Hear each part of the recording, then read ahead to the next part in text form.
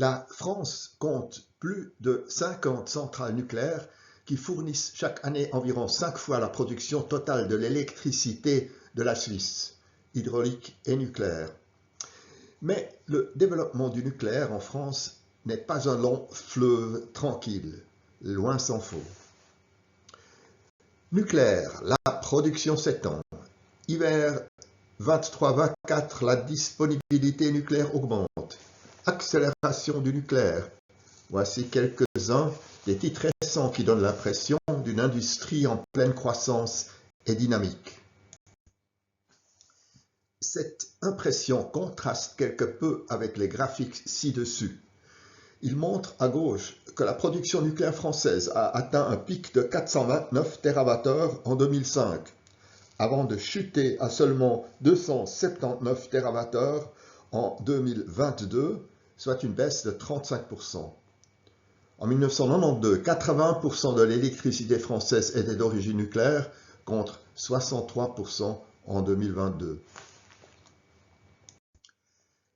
Quelles sont les raisons de ce déclin?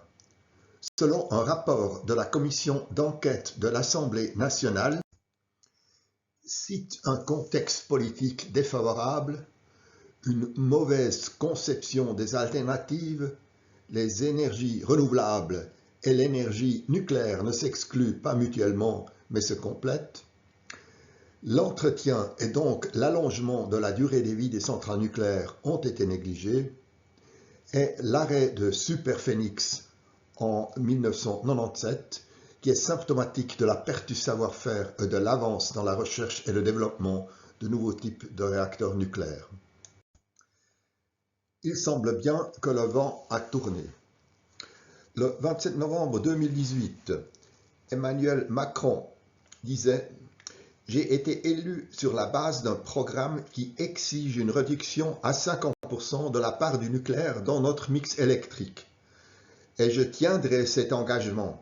Concrètement, 14 réacteurs seront arrêtés d'ici à 2035. » Ceci dit, en lisant ce discours, on comprend bien qu'il n'est pas lui-même convaincu par ce qu'il se sent obligé de faire pour des raisons politiques.